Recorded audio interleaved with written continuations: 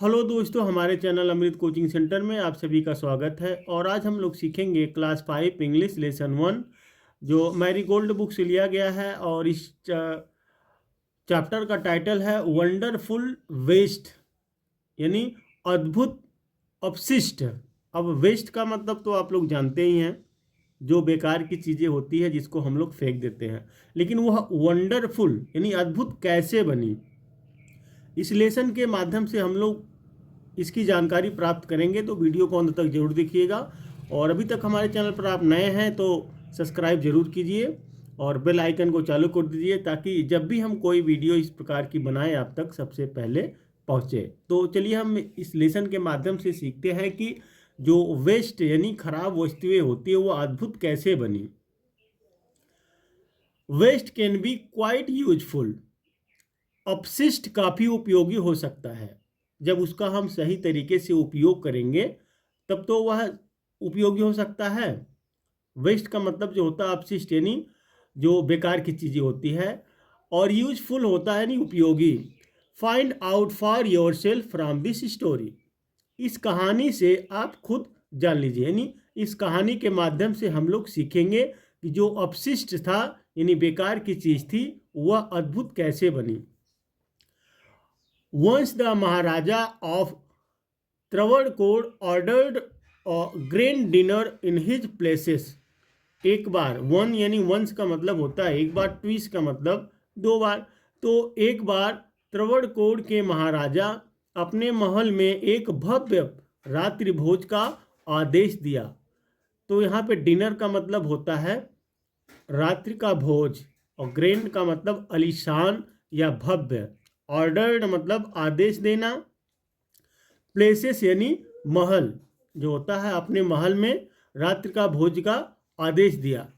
In the afternoon before the dinner, दोपहर के भोजन से पहले। आफ्टरनून का मतलब होता है दोपहर, बिफोर मतलब से पहले, डिनर का मतलब होता है जैसे भोजन। The maharaja entered the kitchen to survey the dishes. Maharaja ने व्यंजनों का निरीक्षण करने के लिए रसोई घर में प्रवेश किया। अब राजा ने जो है आदेश दिया था, भव्य रात्रि भोज का आदेश दिया था, वहाँ पे एक पार्टी जैसा रखा हुआ था।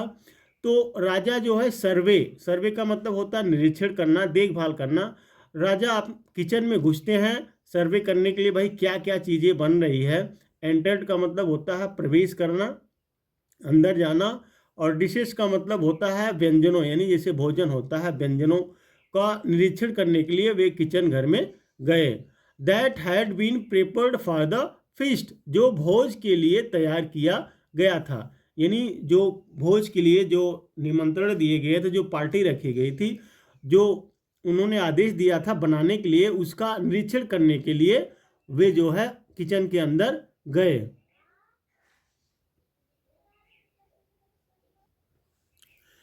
जब राजा अंदर घुसते हैं तो कहते हैं what are you going to do with those vegetable craps. तुमने सब्जियों के स्क्रैप का क्या किया। यानी स्क्रैप मतलब होता है जैसे सब्जियों के छिलका होते हैं ना, आप आलू छीलते हैं, गाजर छीलते हैं, तो ये सब छीलते हैं तो उसका scrap. He asked the cook pointing to the basket of scraps near the cook. उसने स्क्रैप की टोकरी की ओर इशारा करते हुए रसोइया से पूछा। रसोइया का मतलब जो होता है कुक, जो खाना बनाने वाला होता है। तो जो टोकरी में कचरा यानी वेस्ट रखा हुआ था उसकी तरफ जो है इशारा करते हुए उसने पूछा कि तुमने इसका क्या किया। द कुक रिप्लाइड, रसोइये ने कहा, दे आर वेस्ट, वे बेकार हैं। We will throw them away, हम उन्हें फेंक देंगे। तो रसोईया जो है वह कहता है ये तो बेकार चीज़ है, बेकार है, हम इसको फेंक देंगे। राजा कहते हैं you can not waste all these bits and pieces of vegetables. सभी सब्जियों के टुकड़े को बर्बाद नहीं कर सकते हैं। वीट्स का मतलब होता है टुकड़ा। Find a way to use them, आप उनके उपयोग करने का कोई तरीका खोजें। महाराजा कह रहे हैं कि इनको आप बर्बाद नहीं कर सकते हैं, फेंक नहीं सकते हैं, आप इसका उपयोग करने के लिए कोई तरीका सोचे।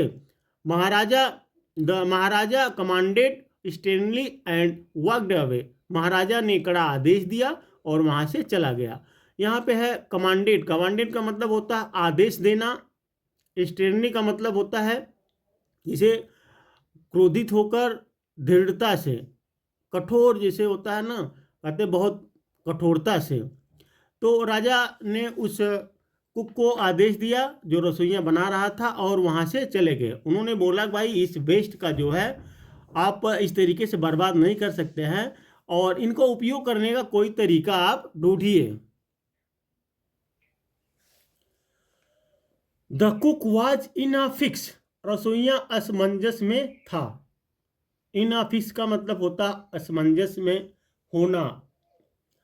And kept staring at the vegetable scraps for some time. और सब्जी के स्क्रैप को कुछ समय तक घूरता रहा।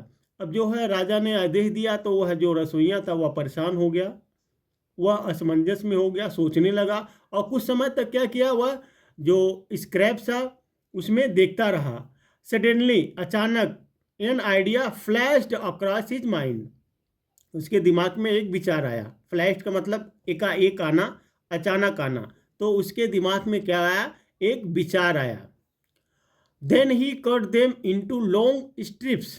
फिर उसने उसे लंबी स्ट्रिप्स में काट दिया। तो जैसे उसको लॉन्ग मतलब लंबी लंबी स्ट्रिप्स में वह काट लेता है। He put them in a huge pot. उसने उन्हें एक बड़े बर्तन में रखा। And placed it on the fire to cook. और पकाने के लिए आग पर रख दिया।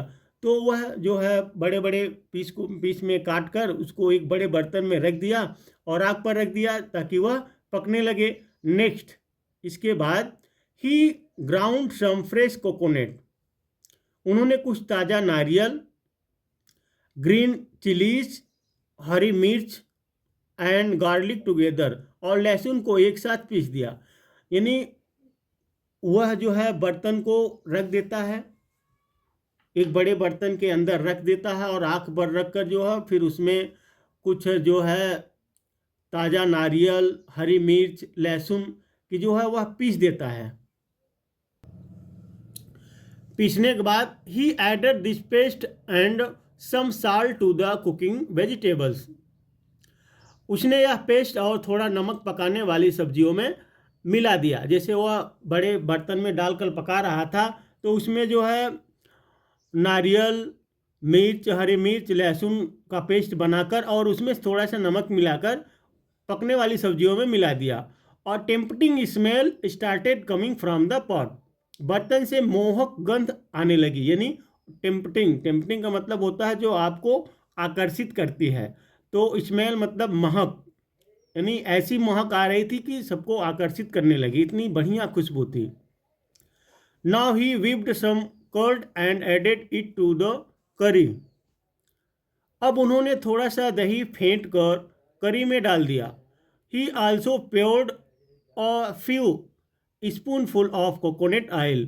उन्होंने कुछ चम्मच नारियल का तेल भी डाला और उसमें के अंदर जो है कुछ नारियल का तेल भी डाल दिया। And decorated the dish with curry leaves. और पकवान को करी पत्ते से सजाया। लो एंड बिहोल्ड, बहुचक्का होना एक फ्रेज है। लो एंड बिहो का मतलब होता है बहुचक्का हो जाना। The new dish was ready, नई डिश तैयार थी। तो नए भोज तो जो था वह तैयार था। The cook serve this new dish to the guests that evening. रसोइये ने उस शाम को मेहमानों को यह नया व्यंजन परोसा। यानी जो मेहमान आए हुए थे और जो है जो रसोइयाँ बना हुआ था सभी मेहमानों को उसने परोस दिया। Everyone was eager to know the name of the new dish. हर कोई नई डिश का नाम जानने के लिए बेताब था। ईगर का मतलब होना उत्सुक होना, किसी काम को जितना जल्दी हो सके उतना जल्दी करने के लिए उत्साहित होना। तो जो नए डिश बना हुआ था उसका नाम जानने के लिए जितने मेहमान आए थे सभी लोग बहुत उत्सुक थे, बहुत बेताब थे। The cook thought and thought. रसोइये ने सोच ही रहा था। Then a name came to his mind. तभी उनके दिमाग में एक नाम आया। अब रसोइया सब लोग पूछ रहे हैं लेकिन उसका नाम तो उसे भी रसोइयों को नहीं पता था। तो एकाएक उसके दिमाग में एक नाम आया, ही नेम्ड इट आवियल, उन्होंने इसके आवियल वो लेनी नाम दिया, आबियल नाम दिया। तो जो रसोइया था उसका नाम बताया क्या, aviyal. Aviyal became famous all over Kerala, तो आबियल पूरे केरल में प्रसिद्ध हो गया। And is now one of the dishes in a traditional Kerala feast, और अब पारंपरिक केरल दावत में व्यंजनों में से एक है। और ट्रेडिशनल मतलब होता है पारंपरिक, जो एक नियमित हो गया है। कभी भी वहाँ पर इस प्रकार का पार्टी वगैरह भोज वगैरह रखा जाता है तो उसमें इसका नाम जरूर आता है। एंड इमेजिन, और कल्पना कीजिए, it all came from a basket of waste, यह सब कचरे की टोकरी से आया है। तो देखिए आप लोग को समझ में आ गया होगा कि जो लेसन का टाइटल है वंडरफुल वेस्ट, अद्भुत अपशिष्ट। तो अद्भुत अपशिष्ट कैसे बना, अपशिष्ट जो यानी बेकार की चीज़ थी वह अद्भुत कैसे बनी, तो आप लोग को समझ में आ ही गया होगा इस लेसन के माध्यम से। उम्मीद करते हैं यह लेसन आपको काफ़ी समझ में आया होगा। यदि नहीं समझ में आया तो इसको आप स्क्रीनशॉट ले सकते हैं, बार बार पढ़ सकते हैं, या अपने नोटबुक में इसी तरीके से आप लिख सकते हैं, ताकि आपका दिल जब चाहे बिना मोबाइल के भी आप पढ़ सकते हैं। तो इस तरीके का कंटेंट हम बनाते रहते हैं। अगर आपको इस तरीके का कंटेंट चाहिए तो कमेंट बॉक्स में ज़रूर लिखिए। अगर किसी लेसन का भी इस तरीके से आप अनुवाद के साथ पढ़ना चाहते हैं तो कमेंट बॉक्स में उस लेसन का नाम, क्लास का नाम आप लिखकर हम तक पहुंचा सकते हैं, और उम्मीद करेंगे कि आप तक जल्द से जल्द पहुंचाएंगे।